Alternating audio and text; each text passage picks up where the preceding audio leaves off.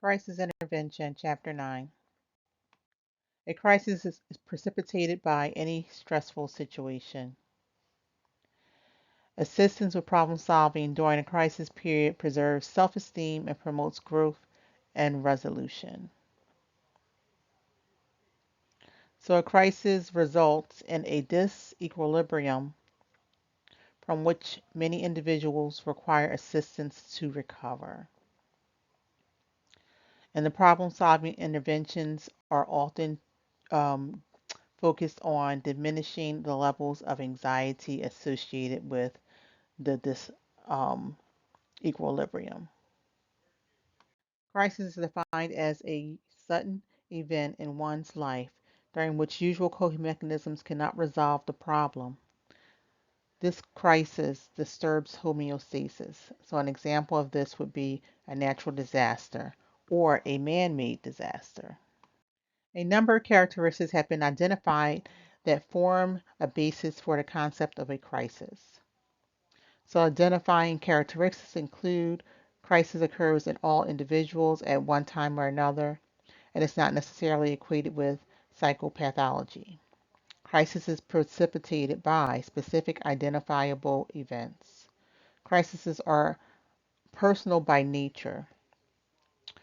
What may be considered a crisis situation to one person may not be considered a crisis situation to another person.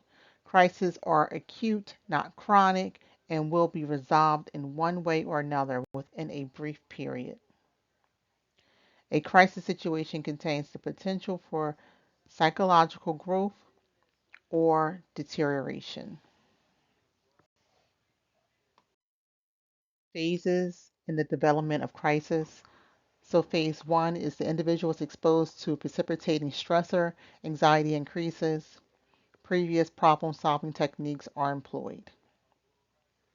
Phase two is when the previous problem solving techniques do not relieve the stressor, anxiety increases further, and the individual becomes or starts to feel a great deal of discomfort at this point. Coping techniques that have worked in the past are attempted only to create feelings of helplessness, and when they are not successful, the feelings of confusion and disorientation prevails. Phase 3. All possible resources, both internal and external, are called to resolve the problem and relieve the discomfort. The individual may try to view the problem from a different perspective or to even overlook certain aspects of it. New problem solving techniques may be used, and if effectual, resolution may occur in this phase, with the individual returning to a higher, lower, or previous level of preconscious functioning.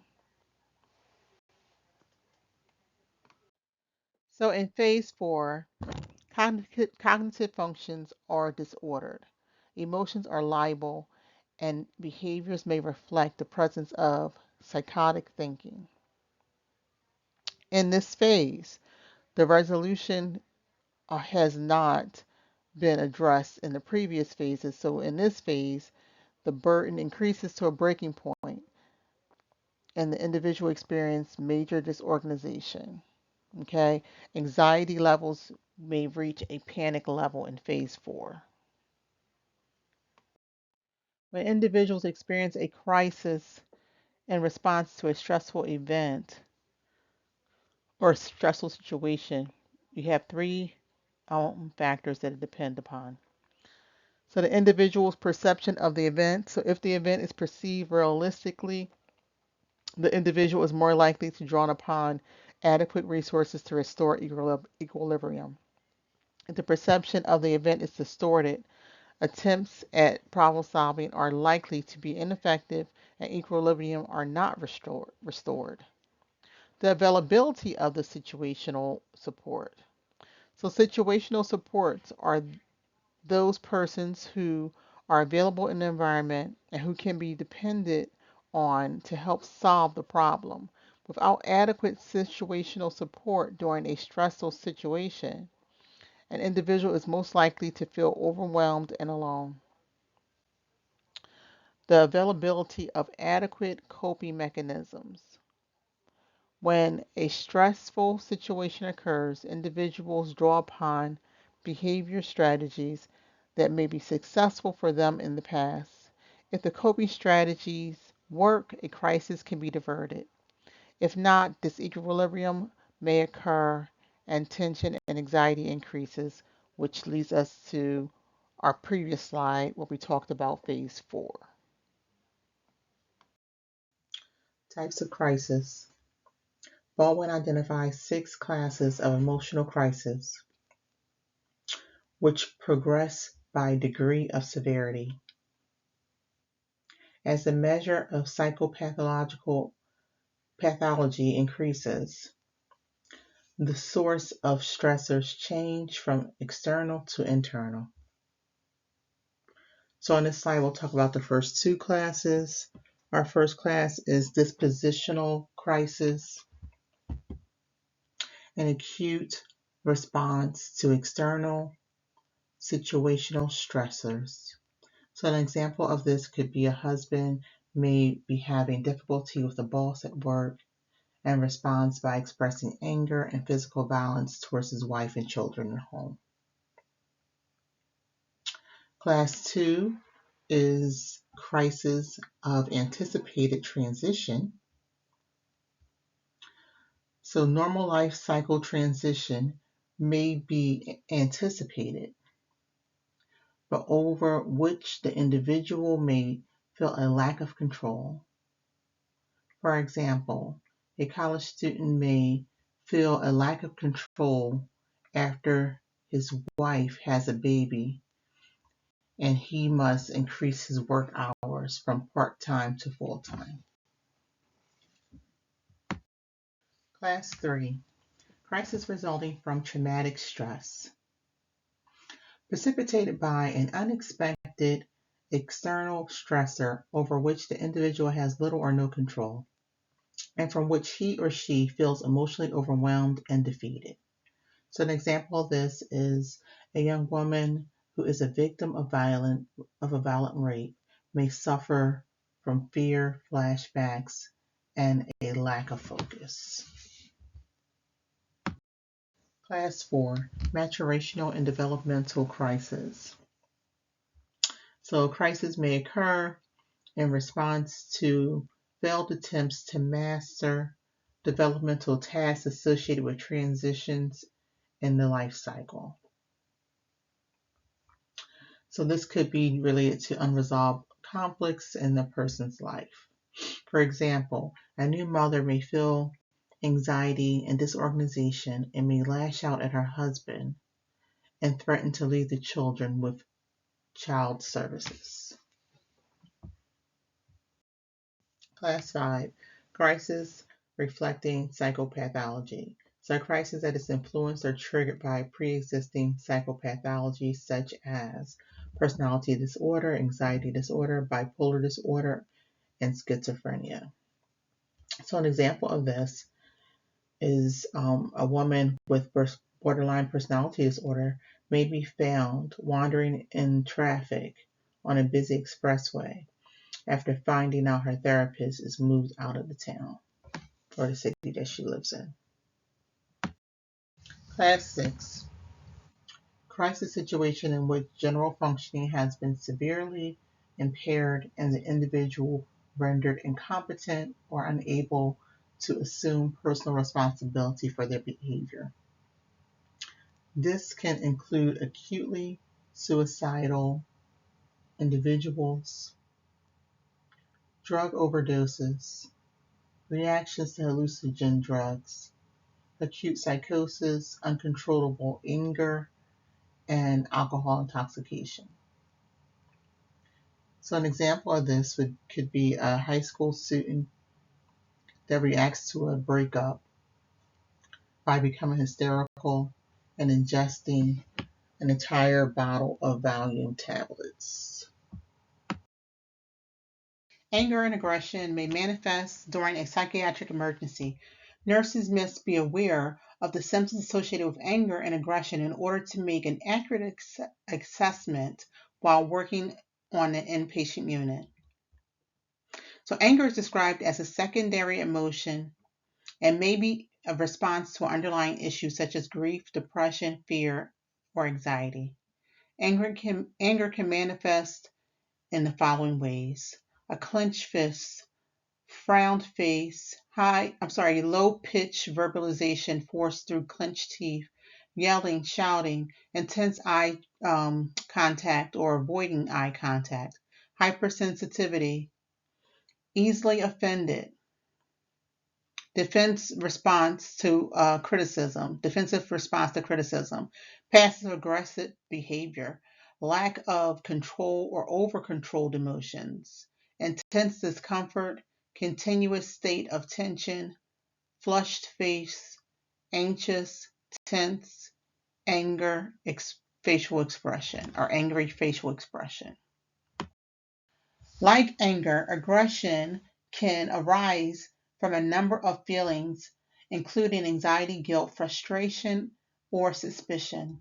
Aggression may be evident by the following behaviors: pacing, restlessness, threatening body language, verbal or physical threats, loud voice, shouting, use of obscenities, argument, threatening of homicide or suicide, increase in agitation with overreaction to environmental stimuli, panic, anxiety leading to misinterpretation of the environment, suspiciousness, and defensiveness or defensive posturing, such as like folding your arms, standing over top of someone. Angry mood, destruction of property, or any physical harm towards another person. Prevention is key to the management of aggressive or violent behavior. So, to determine the risk factors, there are three important ones that we want to evaluate. So, the past history of violence, the client's diagnosis, so a person with schizophrenia, major depressive disorder, bipolar disorder, or substance use, especially substance use with a mental illness diagnosis, makes a person more at risk to exhibit violent behavior. The following criteria may be used to measure the outcomes in the care of the client needing assistance with management of anger and aggression. So the client will recognize he or she is angry and seek out staff to talk about his or her feelings. The client will take responsibility for his or her feeling of anger. The client will demonstrate the ability to exert self-control over feelings of anger, demonstrate the ability to diffuse anger before losing control, use tension generated by anger in a constructive manner. The client will cause no harm to self or others, and the client will use problem solving processes rather than become violent. I have a note here to reference table 9-1 in your text. And also there's questions there to help you assess your client. And we have ourselves a question. Two students failed their introductory nursing course. One student plans to seek tutoring and retake the course next fall. The second student attempts suicide. Which of the following factors would have been influential in the development of the second student's crisis? A. The time of the year in which the event occurred. B. The presence of so, support systems. C. A lack of adequate coping mechanisms. D. The individual's family birth order. And I'll give you a few seconds.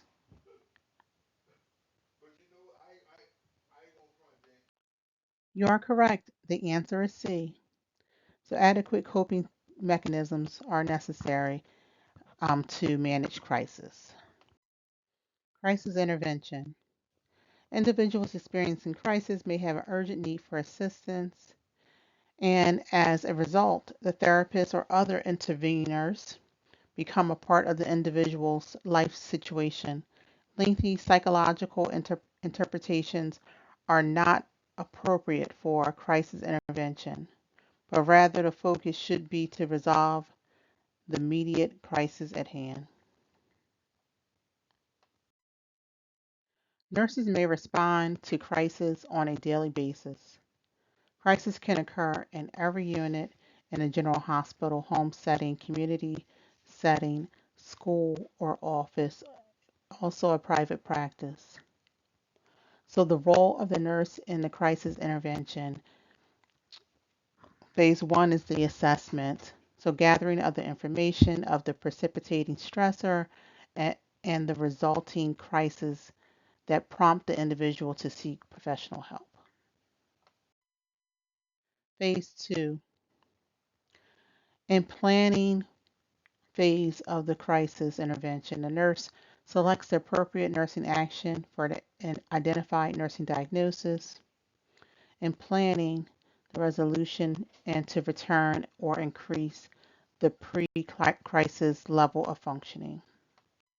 Phase 3, intervention. During phase 3, the actions identified in phase 2 are implemented.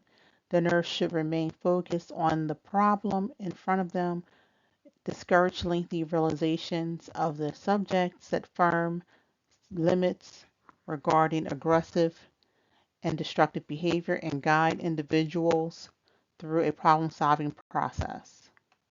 Phase 4, evaluation of crisis resolution and anticipatory planning.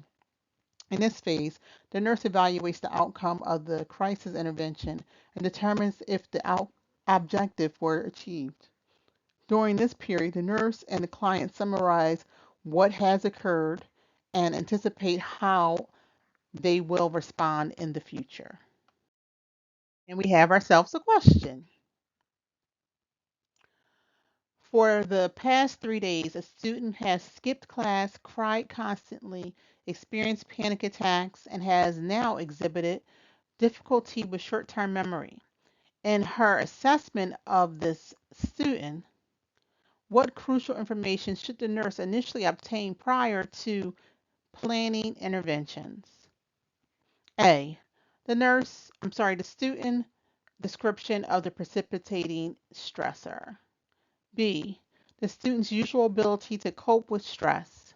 C. The student's available support system. D. The student's access to community resources. And I'll give you a second. And you are correct again. The answer is A. It is important to assess the precipitating stressor that leads to your student's behavioral symptoms. This data can be crucial when planning the patient's care. Disaster nursing. There are many definitions to disaster, but a common feature is that the event overwhelms local resources and threatens the safety of the community. A violent disaster, whether natural or man made, may cause devastation to the property or lives. Such tragedy leaves victims with a damaged sense of safety and well being and a variety of different degrees of emotional trauma. Disaster nursing background assessment data. Grieving is a natural response. Common behavioral responses include anger, disbelief, sadness, anxiety, fear, sleep disturbances, increased use in alcohol, caffeine, and tobacco use. In assessment, the nurse must realize the individual will respond to traumatic events in different ways and that grieving is a natural response. Children may experience separation anxiety, nightmares, and problems concentrating. Here are some nursing diagnosis / outcome identifications. So, nursing diagnosis relevant to disasters include risk for injury, risk for infection, anxiety or panic, fear, spiritual distress, risk for post-traumatic stress syndrome, ineffective community coping. Disaster nursing evaluation. So evaluation consists of reassessing to determine if the nursing interventions that were applied have been successful in achieving the objective care. So sometimes you will have to ask your patient questions or maybe evaluate labs and just see if the plan of care is working.